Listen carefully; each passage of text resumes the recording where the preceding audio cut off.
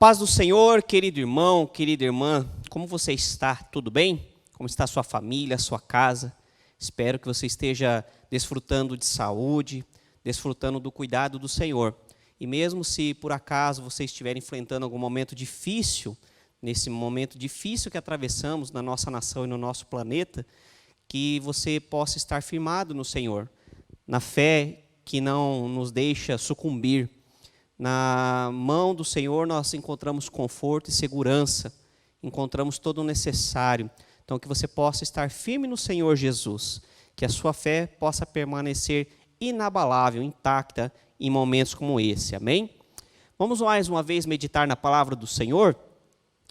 Em outra oportunidade nós estivemos ministrando sobre a oração do Pai Nosso, falamos ali uma primeira parte, e hoje nós queremos dar sequência ao estudo da palavra do Senhor. Então, para começarmos, eu quero te convidar a abrir a sua Bíblia no Evangelho de Mateus, no capítulo 6, nós leremos dos versículos 5 ao 15. Você pode ler na sua própria Bíblia ou acompanhar conosco o texto que estará na sua tela. Mateus 6, do 5 ao 15, diz assim: E quando vocês orarem, não sejam como os hipócritas. Eles gostam de ficar orando em pé nas sinagogas e nas esquinas, a fim de serem vistos pelos outros. Eu lhes asseguro que eles já receberam sua plena recompensa. Mas quando você orar, vá para o seu quarto, feche a porta e ore a seu pai que está no secreto.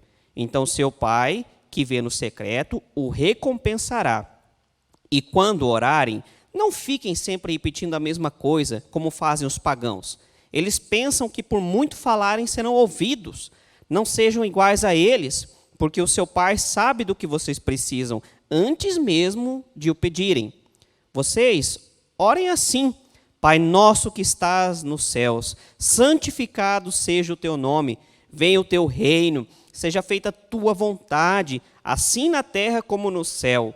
Dá-nos hoje o nosso pão de cada dia, perdoa as nossas dívidas, assim como perdoamos aos nossos devedores, e não nos deixes cair em tentação, mas livra-nos do mal, porque teu é o reino, o poder e a glória para sempre. Amém. Pois se perdoarem as ofensas uns dos outros, o Pai Celestial também lhes perdoará. Mas se não perdoarem uns aos outros, o Pai Celestial não lhes perdoará as ofensas. Vamos orar? Pai querido, Pai de amor, nós pedimos a Tua iluminação sobre nós neste momento. Que a Tua palavra penetre em nossos corações, nos trazendo entendimento da Tua vontade. Usa esse Teu servo, que apesar das limitações se coloca à Tua disposição, para que Teu Espírito Santo ministre a Tua palavra. E que este mesmo Espírito Santo, Pai querido, esteja firmando no coração de cada um que há a ouvir. Santo Deus, fala conosco e dá-nos um coração inclinado a ouvir o Teu querer e a cumprir com o Teu chamado para as nossas vidas. Assim nós oramos neste momento, no santo e precioso nome de Jesus. Amém e amém. Queridos, se você está lembrado, se não, eu te convido a clicar no card aqui em cima para ouvir a primeira mensagem, mas nós falamos que os discípulos de Cristo pediram a Jesus que lhes ensinasse a orar, semelhantemente ao modelo de João. João havia feito isso com seus discípulos, e era muito comum que os rabinos naquela época fizessem isso com seus discípulos, né?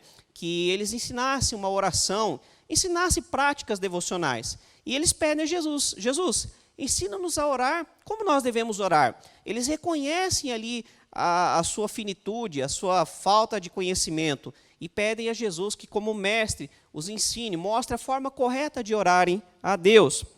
Na ocasião, nós falamos, na oração do Pai Nosso, algumas coisas chaves. A primeira coisa, falamos que o Pai Nosso que estás nos céus, que ensina que Deus é nosso Pai e que somos seus filhos. E isso tem consequências para nós. A preocupação com o próximo, o amor ao próximo e principalmente compreender que Deus ama a todos e está disposto a receber todos aqueles que se entregarem a Jesus, recebê-los como seus filhos genuínos, que longe de Deus somos criaturas, mas através de Cristo recebemos o poder de sermos feitos filhos de Deus. Falamos também sobre santificado seja o teu nome, que fala da importância de honrar e respeitar o santo nome de Deus. Nós temos esse dever, esse chamado de dar o devido respeito e honra ao nome do Senhor. Venha a nós o teu reino, que nos revela a necessidade de deixarmos Deus reinar sobre a nossa vontade. Essa deve ser uma oração genuína. Senhor, me ensina a querer o teu querer.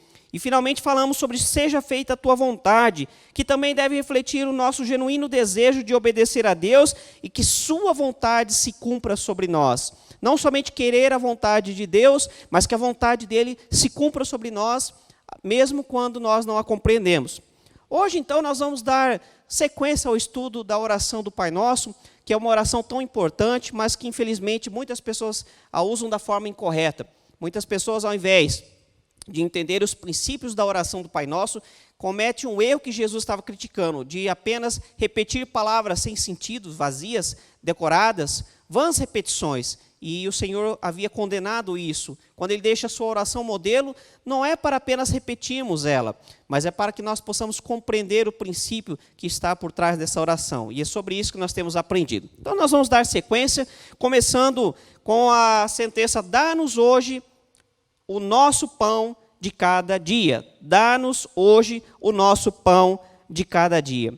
É interessante essa expressão, o pão nosso de cada dia, né? Nós oramos, e isso não apenas na oração do Pai Nosso, mas muitas vezes também repetimos essa sentença, pedindo a Deus que nos dê o pão nosso de cada dia.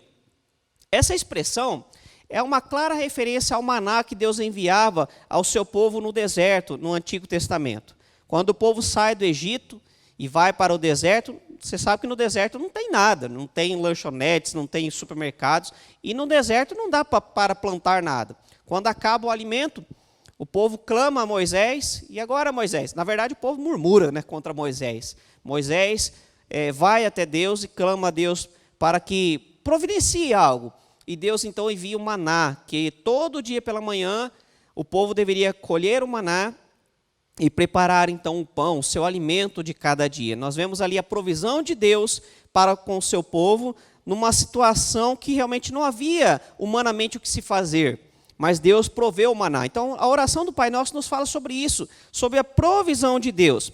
E é claro que Jesus não estava se referindo apenas ao alimento. Na oração do Pai Nosso, embora o pão nosso fala sobre comida, mas não é só sobre isso que Jesus está falando sobre provisão. Olha só o que Mateus, capítulo 4, versículo 4, nos diz. Nem só de pão viverá o homem, mas de toda palavra que procede da boca de Deus. Querido, então observa que a preocupação de Jesus não é apenas com a nossa necessidade material. Não é só com o alimento, não é só com a vestimenta. Aliás, em outro texto, Jesus nos diz para não nos preocuparmos com essas coisas. Mas o que Jesus quer nos ensinar com essa expressão, com essa oração, é confiarmos na providência de Deus.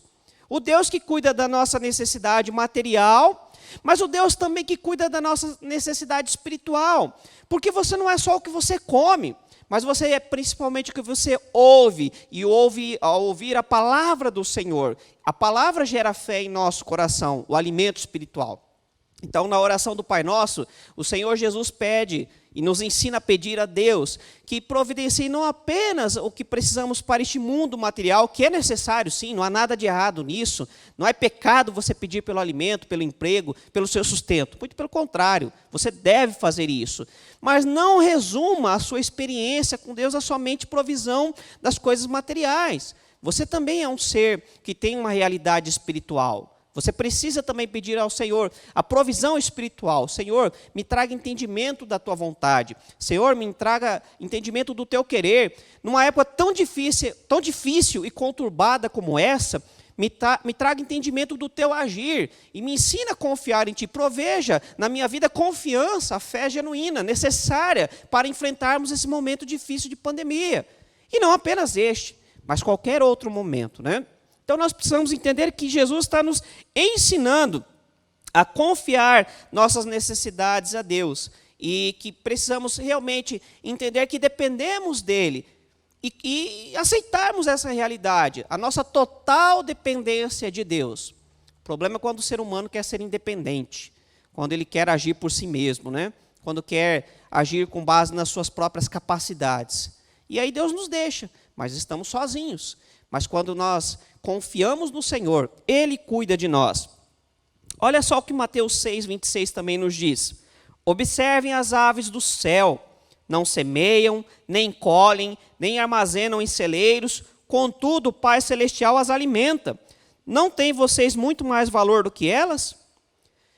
Querido, Jesus está criticando o fato de você acumular, de você ser precavido, de você procurar ajuntar. Aqui pensando na realidade do produtor rural, Jesus está criticando a questão de juntar nos celeiros a nossa produção?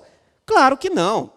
Jesus não está dizendo que você não deve ser uma pessoa precavida, que você não deve fazer a sua parte. Pelo contrário, a palavra, em outros textos, nos diz sobre a necessidade de sermos precavidos.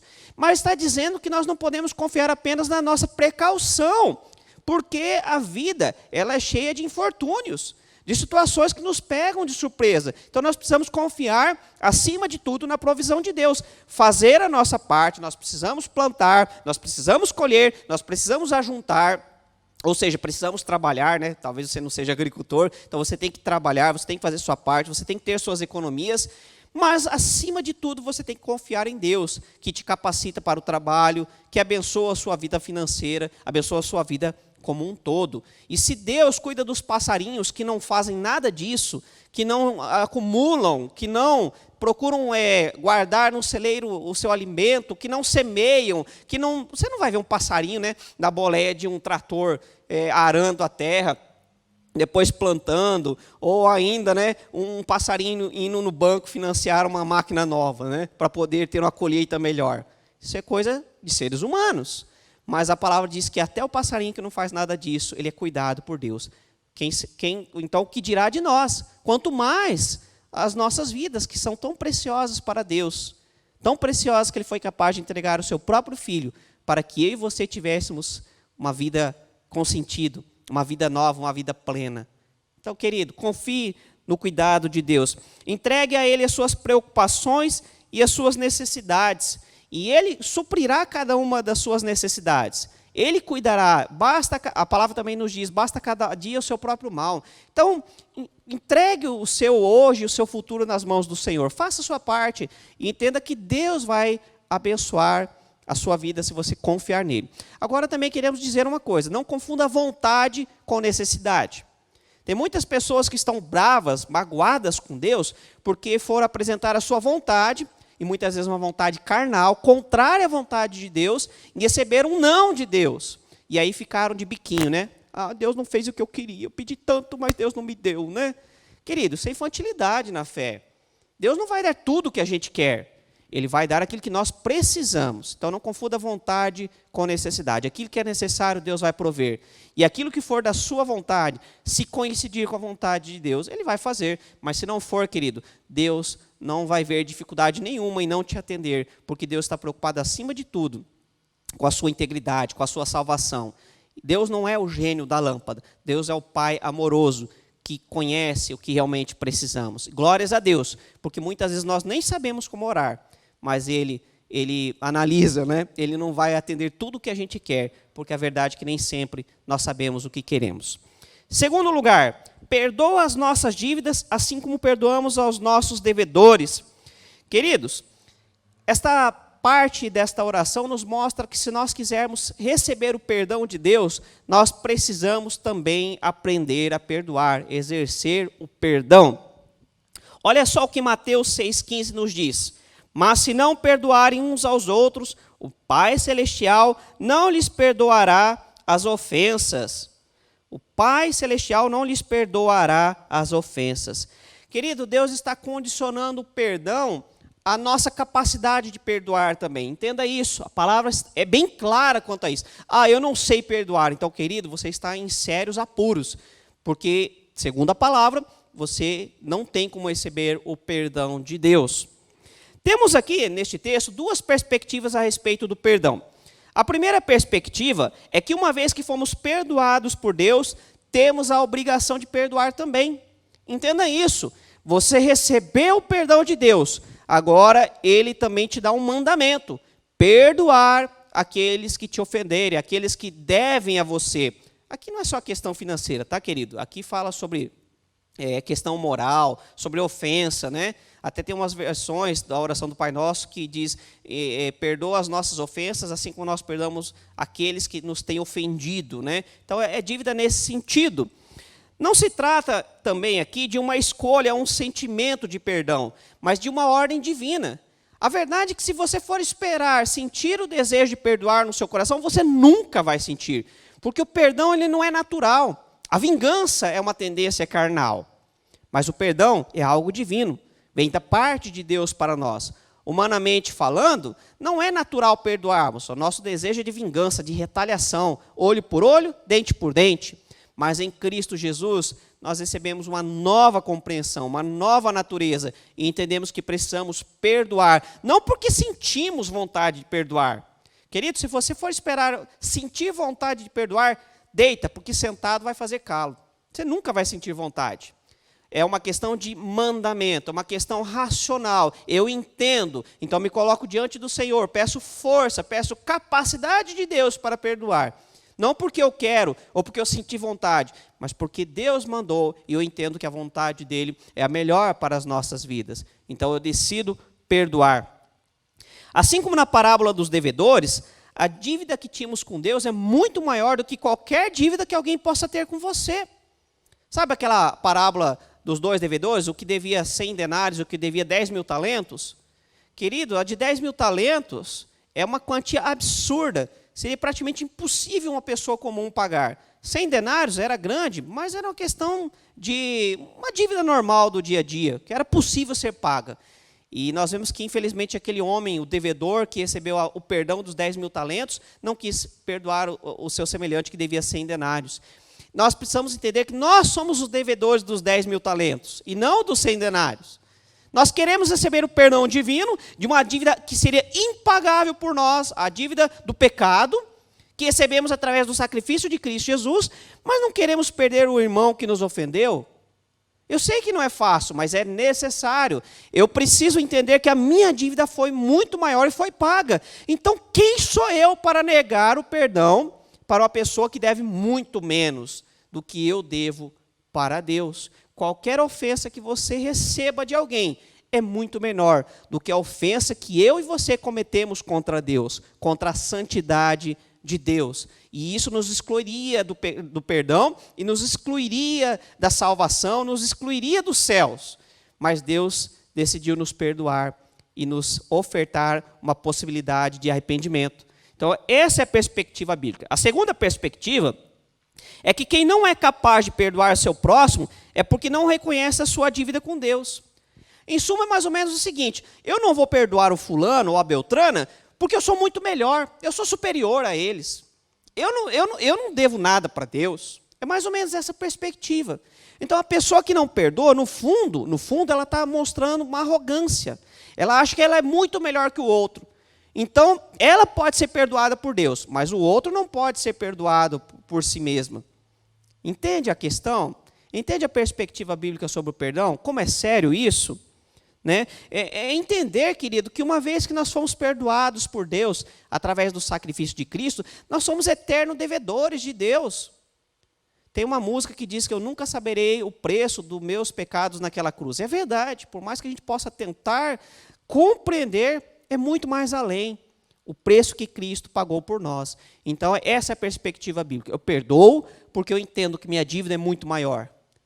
Então, se a minha dívida é muito maior e foi perdoada, eu preciso perdoar aquele que deve menos, aquele que me ofendeu, e não a Deus, primeiramente, melhor dizendo, né? Ofendeu a mim e não a Deus. Então, eu perdoo, porque a minha ofensa para com Deus, e que foi perdoada, é muito maior. Então, percebe a gravidade da falta de perdão, querido? A arrogância que a falta de perdão revela, talvez a pessoa nem entenda isso. Eu não consigo perdoar. Querido, muitas vezes a questão não é nem eu consigo, eu não quero, porque eu me acho melhor. Eu sou melhor que o outro, eu não preciso perdoar, né? Muitas vezes é isso que está por trás de uma falsa incapacidade de perdoar. Se você não consegue, então vai até Deus. Ou você não crê que Deus pode te ensinar, te ajudar e mudar o teu coração? Ou você crê que Deus não tem poder para gerar perdão em sua vida e seu coração para com quem te ofendeu? Quem é o Deus que você serve?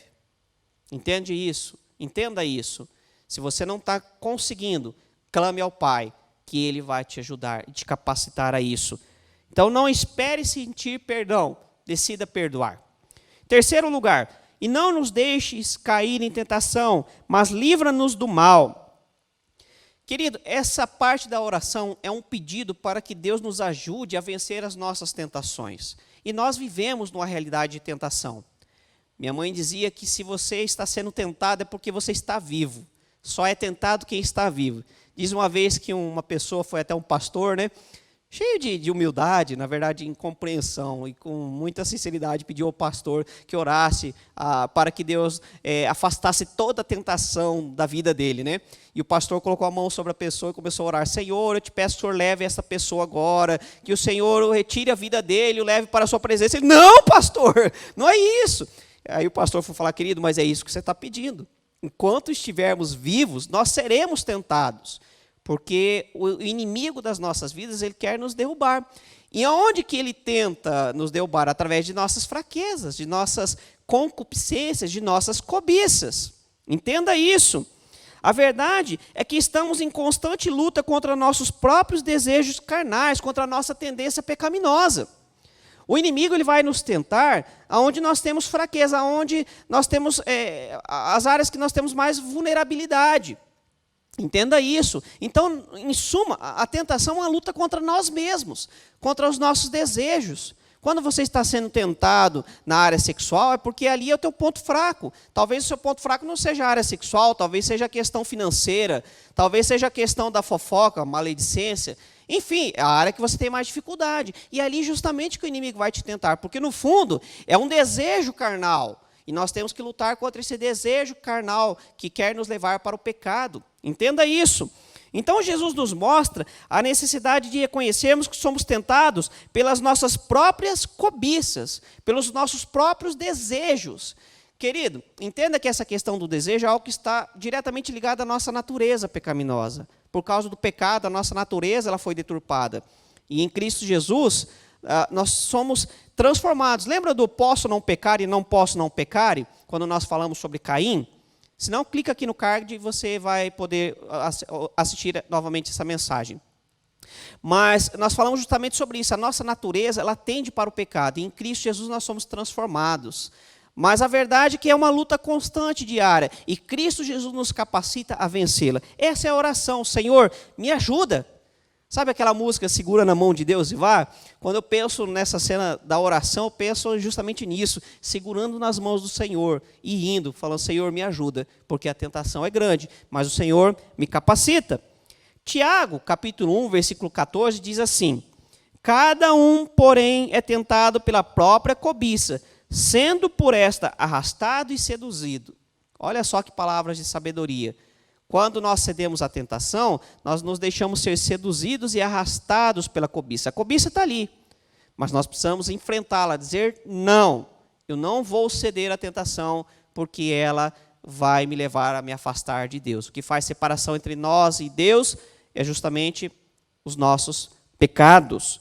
Então, querido, além de negarmos os nossos desejos carnais, uma das coisas que é mais difícil, justamente, essa, aliás, é uma das coisas que é mais difícil na nossa existência, né? Nós precisamos, então, negar os nossos desejos carnais, dizer não, falar não, essa não é a vontade de Deus. Embora a vontade de fazer algo ruim, algo pecaminoso seja grande por causa da minha tendência ao pecado, mas a minha vontade de servir a Deus tem que ser maior. Então eu preciso resistir ao diabo para que ele fuja de mim, mas me sujeitar a Deus, me colocar na presença dele, e ele me dará condições de vencer a tentação. Então, é preciso renunciar aos desejos egoístas. Renuncie o seu ego. Não é renunciar a quem você é, a sua personalidade, mas são os seus desejos que são contrários à vontade de Deus. Reconheça quais são e renuncie a eles. Coloque eles na presença do Senhor, e ele te dará poder para vencê-los. E em quarto e último lugar, nós também vemos o Senhor Jesus dizendo: porque teu é o reino, o poder e a glória para sempre. Amém. Queridos, Jesus termina a oração do Pai Nosso com uma doxologia final. A doxologia é uma palavra que significa louvor. Palavras de louvor. A doxologia, na verdade, é uma fórmula de louvor e glorificação utilizada frequentemente no Antigo Testamento para referir-se a Deus. Então, aqui novamente, Jesus ele se utiliza de um recurso religioso comum da sua época para trazer uma grande lição. Nós falamos sobre a oração do Pai Nosso, que era uma fórmula usada no judaísmo naquela época, e Jesus aqui usa também uma fórmula de adoração muito comum na religião judaica antiga, chamada doxologia, né? Uma forma de glorificação ao nome do Senhor. Ainda hoje nós usamos também. É muito normal a doxologia ser usada em hinos, ou ainda em orações, também em finais de oração. É apenas um recurso, uma fórmula litúrgica de adorar o Senhor. Novamente, é um modelo e não uma doutrina, né? É um exemplo e não uma forma fechada de que só pode ser desse jeito. Entenda isso. Então, novamente, nós vemos que Jesus se usou de recursos da sua época, e, aliás, as suas palavras são muito semelhantes às palavras usadas pelo rei Davi. O rei Davi era um profeta, era também um salmista, um poeta, né? E ele adorava ao Senhor com as suas palavras, com os seus cânticos, e ele fazia isso, adorar o Senhor com palavras lindas, palavras bonitas, palavras expressivas, né? E olha só o que 1 Crônicas, capítulo 29, versículo 11, o salmista Davi nos diz. Teus, ó Senhor, são a grandeza, o poder, a glória, a majestade e o esplendor, pois tudo o que há nos céus e na terra é teu. Teu, ó Senhor, é o reino, tu estás acima de tudo. Observe a semelhança com a oração do Pai Nosso, não apenas o final, mas vários elementos no meio da oração. Teu é o reino, né? Tu é a glória, tu é a majestade, é o esplendor. Tudo que está no céu e na terra é teu. Aqui nos lembra a parte da oração que fala, seja feito a sua vontade na terra, também como é feita no céu. Então observe que o Senhor Jesus usou palavras semelhantes para adorar a Deus, nos dando um exemplo também de como adorar ao Senhor. A verdade é que em nossas orações, nós nunca podemos esquecer de louvar a Deus por tudo que Ele é e por tudo que Ele tem feito. Sempre adore a Deus. É reconhecer que Deus está no controle, reconhecer que Ele é o Pai soberano, que tudo está debaixo de suas mãos, que é Ele quem coordena o universo. Mesmo no meio dessa pandemia, Deus está no controle. Claro que nós não compreendemos, porque a nossa visão, a nossa mente é limitada. Mas o Deus que tudo pode, que tudo vê, que sabe de todas as coisas, Ele continua no controle, continua sendo Deus. Então é importante adorarmos a Deus também nas nossas orações. Para de fazer só aquela oração de pedido, vem a mim, vem a mim, vem a mim. Apresente a Deus também teus pedidos, mas nunca se esqueça de adorar a Deus. Senhor, obrigado pelo que o Senhor tem feito na minha vida, na minha família, porque até aqui o Senhor tem guardado a minha vida, o Senhor tem provido o necessário, porque o Senhor é o Deus que, apesar das minhas fraquezas, continua me amando. Então é importante adorarmos o Senhor. Querido, novamente, para concluir essa reflexão, eu quero fazer aquela pergunta que eu fiz na outra vez. Como tem sido a sua oração? São orações sinceras ou são vãs repetições? Ou ainda você acha que tem que fazer algo para merecer a atenção de Deus, para merecer a resposta favorável de Deus? Não, eu tenho que oferecer um sacrifício a Deus, porque aí Deus vai ouvir o meu clamor, minha oração. Querido, não é essa a perspectiva bíblica, e é isso que Jesus deixa bem claro. Você deve apresentar ao Senhor sua oração sincera, fruto do que está no seu coração. Se hoje você está triste, apresente a Deus sua tristeza. Se hoje você está alegre, apresente a Deus sua alegria. Se você hoje está confuso, apresente a Deus sua confusão. Se você hoje está fervoroso, inabalável, apresente a Deus a sua fé. Apresente a Deus a sua vida, como você está. Não venha com palavras ensaiadas, palavras bonitas, mas venha com palavras sinceras. Se humilhe diante do Senhor, reconheça quem você é. Adore o Senhor, reconheça quem Ele é. Mas, acima de tudo, saiba que Deus está te ouvindo, mesmo quando parece que não. Nossas orações não são em vão. Por mais que tudo pareça silencioso, por mais que pareça que Deus não está nos ouvindo, a verdade é que Ele sempre te ouve. E Ele tem imenso prazer em ouvir o seu clamor, em te ver reconhecendo que Ele é seu Pai amado, que você depende dEle e que Ele tem também alegria em cuidar das suas necessidades. Aprendemos na oração modelo do Pai Nosso a confiar nossas preocupações e necessidades a Deus. Afinal, é Ele quem cuida de nós, né? Aprendemos isso. Aprendemos a perdoar quem nos deve, aquele que nos deve, porque nós, primeiramente, fomos perdoados por Deus e somos seus eternos devedores. Então, aprendemos a perdoar porque recebemos o perdão. E nós também somos devedores, então precisamos perdoar aqueles que nos devem. Aprendemos a clamar a Deus para que nos livre das tentações, pois a nossa tendência é sempre para o pecado. E por isso nós precisamos urgentemente da misericórdia de Deus. Temos que reconhecer essa característica. Nossa tendência é para praticar o mal, por isso nós precisamos da ajuda de Deus. Precisamos clamar a Deus que nos ajude, nos dê força e não nos permita cometer aquilo que é mal.